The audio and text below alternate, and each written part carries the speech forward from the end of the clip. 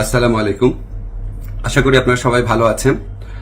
আপনারা সবাই জানেন যে সাংবাদিক সম্পাদক মাহমুদুর রহমান সাহেব উনি একটি মামলায় জামিন চাইতে গিয়েছিলেন, তারপর উনি কারাগারে আছেন। এই ঘটনা সবাইকে, আপনাদের অনেককে দুঃখ দিয়েছে, কাউকে ক্ষুব্ধ করেছে। আপনাদের কাছে মনে হয়েছে যে এরকম একটা ছাত্র জনতার বিপ্লবের পর আসা সরকার, এই সরকারের সময় কেন ফ্যাসিবাদ বিরোধী লড়াইয়ের অন্যতম অগ্রনায়ক মাহমুদুর রহমান ভাই কেন এখানে কারাগারে আছেন। তা আমি আপনাদেরকে একটু ব্যাখ্যা করি বিষয়টা। প্রথমেই বলে রাখি, আমি ওনাকে খুবই শ্রদ্ধা করি।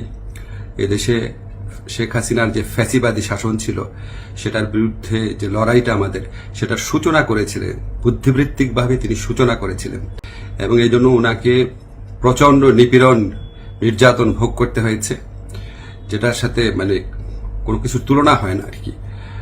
তো উনাকে একটা অবিশ্বাস্য, একটা চরম ভুয়া মামলায় ওনাকে ফ্যাসিস্ট শেখ হাসিনা সরকার ওনাকে শাস্তি দিয়েছিল। ট্রায়াল ইন অ্যাবসেন্সিয়া হয়েছিল, ওনার অবর্তমানে শাস্তি দিয়েছিল। অবিশ্বাস্য মামলা একটা।